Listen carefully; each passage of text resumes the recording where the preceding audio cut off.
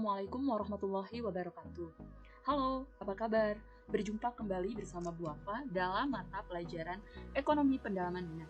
Kali ini kita akan membahas mengenai lembaga pembiayaan. Untuk materi hari ini, yang pertama adalah pengertian dari lembaga pembiayaan. Yang kedua, unsur-unsur lembaga pembiayaan. Yang ketiga, fungsi lembaga pembiayaan. Yang keempat, peran lembaga pembiayaan. Yang kelima, jenis lembaga pembiayaan. Yang keenam, prinsip kegiatan usaha pembiayaan. Dan yang terakhir adalah produk lembaga pembiayaan. Oke, sebelum kita lanjut, jangan lupa untuk sediakan alat tulisnya supaya kalian bisa mencatat ya. Untuk yang pertama, dimulai dari pengertian lembaga pembiayaan. Apa sih lembaga pembiayaan itu?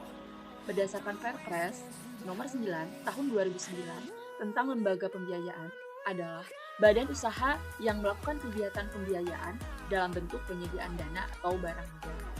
Oke, jadi satu badan nih yang mana badan tersebut menyediakan dana atau barang modal.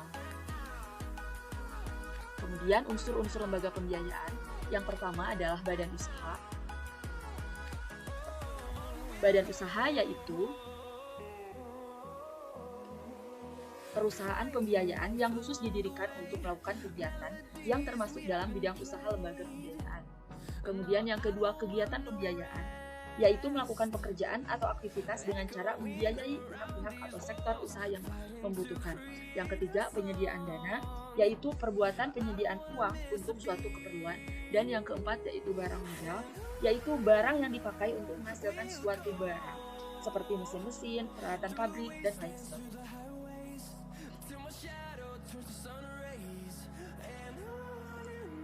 Kemudian, fungsi lembaga pembiayaan bagi masyarakat adalah membantu masyarakat ekonomi lemah agar terbebas dari rentenir. Yang mana rentenir ini tentu saja mereka akan membebani masyarakat dengan biaya bunga yang tinggi. Yang kedua, bagi pembangunan infrastruktur, yaitu membantu pembiayaan dalam dunia bisnis. Jadi kalau bisnis membutuhkan dana, bisa dari lembaga pembiayaan. Peran lembaga pembiayaan, yang pertama sebagai sumber dana alternatif. Jadi dari berbagai lembaga keuangan perbankan atau lembaga keuangan non-perbankan seperti lembaga pembiayaan ini menjadi dana alternatif bagi masyarakat atau bagi perusahaan yang membutuhkan dana. Yang kedua, berperan aktif dalam pembangunan untuk membantu permodalan. Jadi bagi yang mau mendirikan usaha atau misalkan bagi masyarakat yang membutuhkan dana untuk memulai bisnisnya, bisnis kecil-kecilan, bisa langsung saja pergi ke lembaga pembiayaan untuk membantu permodalan. Kemudian, jenis lembaga pembiayaan.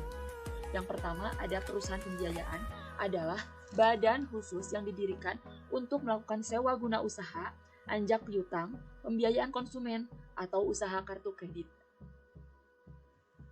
Yang kedua, perusahaan modal ventura adalah badan usaha yang melakukan usaha pembiayaan atau penyertaan modal ke dalam suatu perusahaan untuk jangka waktu tertentu dalam bentuk saham, penyertaan, atau melalui obligasi. Dan yang terakhir, perusahaan pembiayaan infrastruktur adalah badan usaha yang didirikan khusus untuk melakukan pembiayaan dalam bentuk penyediaan dana pada proyek infrastruktur, misalkan proyek jalan, seperti itu.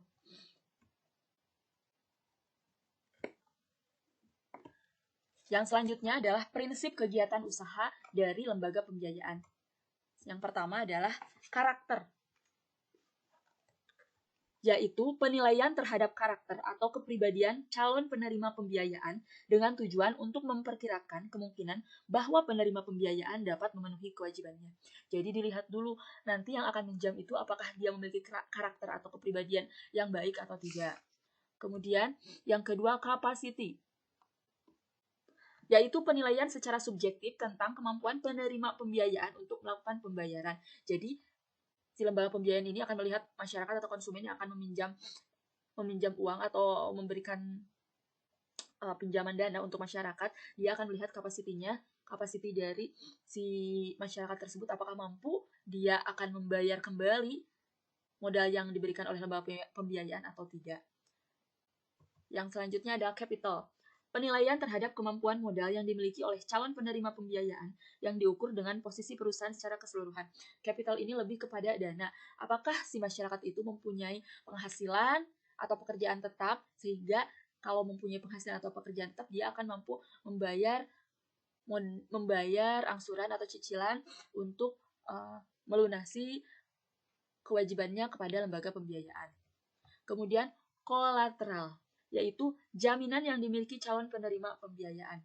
Jadi, si lembaga pembiayaan akan melihat atau akan memperoleh jaminan dari si masyarakat yang meminjam dana dari lembaga pembiayaan tersebut. Dan yang terakhir ada condition, yaitu melihat keterkaitan kondisi ekonomi di masyarakat dengan jenis usaha yang dilakukan. Ini karena kondisi eksternal berperan besar dalam berjalannya usaha. Jadi, nanti lembaga pembiayaan ini akan melihat kondisi dari masyarakat yang meminjam tersebut. Apakah nanti uang yang akan dipinjamkannya akan digunakan untuk usaha, atau misalkan akan digunakan untuk apa. Sehingga dia akan melihat keberlangsungan usaha tersebut. Apakah kira-kira usaha tersebut akan berlangsung atau misalkan tidak, seperti itu. Jadi ini prinsipnya yaitu 5C. Untuk selanjutnya, produk lembaga pembiayaan. Yang pertama ada leasing. Kalian pasti sudah banyak mendengar tentang leasing. Leasing atau sewa guna usaha adalah setiap kegiatan pembiayaan perusahaan dalam bentuk penyediaan barang-barang modal untuk digunakan oleh suatu perusahaan dalam jangka waktu tertentu berdasarkan pembayaran secara berkala. Umumnya, leasing disertai dengan hak pilih bagi perusahaan tersebut untuk membeli barang-barang modal yang bersangkutan atau memperpanjang jangka waktu leasing berdasarkan nilai sisa yang disepakati. Jadi, biasanya leasing ini maksudnya ketika kita mau membeli kendaraan, motor, mobil, atau misalkan barang-barang elektronik lainnya, nah, kita langsung ke toko tersebut dan yang akan membayarnya itu lembaga pembiayaan secara cash ke toko tersebut. Nah, kita sendiri akan membayar nyicil ke leasing tersebut atau ke lembaga sewa guna usaha tersebut. Contohnya, mungkin di sini kalian ada yang pernah ke Columbus, kalau misalkan yang barang elektronik, atau yang kendaraan seperti Adira Finance, VIF, yang ada kata finance-nya biasanya itu lembaga pembiayaan untuk membiayai suatu barang atau suatu kendaraan tertentu. Kemudian venture capital, yaitu